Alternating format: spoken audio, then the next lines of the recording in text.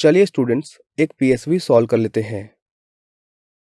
इस क्वेश्चन में आपको कहा गया है कि 50 केजी N2 गैस और 10 केजी H2 गैस जब आपस में मिक्स होती हैं और रिएक्ट करती हैं तो वो प्रोड्यूस करती हैं अमोनिया गैस। तो यहाँ पे हमें ये बताना है कि अमोनिया गैस का जो अमाउंट है वो कितना होगा।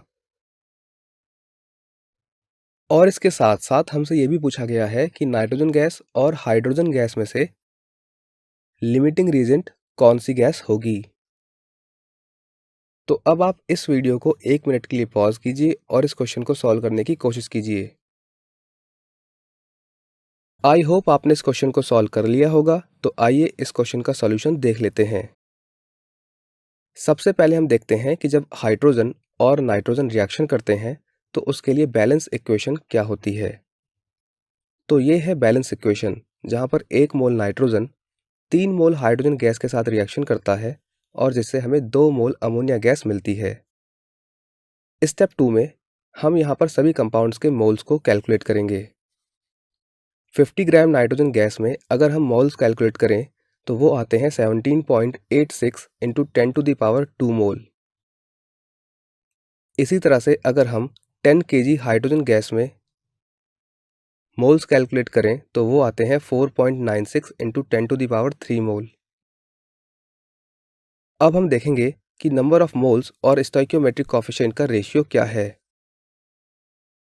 चलिए देखते हैं नाइट्रोजन और हाइड्रोजन के लिए नंबर ऑफ मोल्स और स्टोइकियोमेट्रिक कोएफिशिएंट का रेशियो क्या आता है। अगर रिएक्शन के हिसाब से हम इनके मोल्स को इनके स्टोइकियोमेट्रिक कोएफिशिएंट से डिवाइड कर दें तो नाइट्रोजन के लिए रेशियो आता है 1.786 इंटू 10⁻³ जबकि हाइड्रोजन के लिए रेशियो आता है 1.653 इंटू 10⁻³। तो यहाँ पर आप देख सकते हैं कि जो नंबर ऑफ मोल्स और स्टोइकियोमेट्रिक कोएफिशिएंट का रेशियो है वो हाइड्रोजन के लिए कम है। इसलिए हम कह सकते हैं कि इस केमिकल रिएक्शन में हाइड्रोजन गैस ही लिमिटिंग रिएजेंट है। इसका मतलब ये है कि अब इस केमिकल रिएक्शन के लिए जितनी भी कैलकुलेशंस होंगी वो हाइड्रोजन गैस के हिसाब से ही होंगी। तो नेक्स्ट स्टेप में हम सारी कैलकुलेशंस करेंगे हाइड्रोजन गैस के हिसाब से, यानी कि लिमिटिंग रिएजेंट के हिसाब से। जैसा कि हम इस रिएक्शन से कह सकते हैं कि 3 मोल जो हाइड्रोजन है वो 2 मोल अमोनिया फॉर्म करती है। इसीलिए 4.96 into 10⁻³ mole of hydrogen will produce 4.96 into 10⁻³ into 2 mole of ammonia.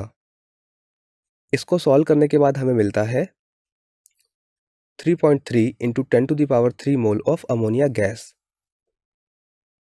तो इस तरह से हम कह सकते हैं कि इस पूरी रिएक्शन में जो हाइड्रोजन के हमारे पास मोल थे वो थे 4.96 इंटू 10⁻³ मोल, और इतने मोल हाइड्रोजन प्रोड्यूस करेंगे 3.3 into 10⁻³ mole of ammonia gas. अब हम जानते हैं कि जो मास होता है किसी भी गैस का वो बराबर होता है उस गैस के मोल्स इंटू उस गैस का मोलर मास। तो इसीलिए अगर हम अमोनिया के जो मोल्स यहाँ पर फॉर्म हुए हैं उनको मल्टीप्लाई कर देंगे अमोनिया के मोलर मास से, जो कि 17 ग्राम मोल इनवर्स होता है, तो हमारे पास वैल्यू आती है 56.1 इंटू 10⁻³ ग्राम। और जब इसको हम केजी में कन्वर्ट करते हैं तब ये वैल्यू आती है 56.1 केजी। तो इस तरह से इस केमिकल रिएक्शन में total 56.1 kilogram ammonia gas form होगी।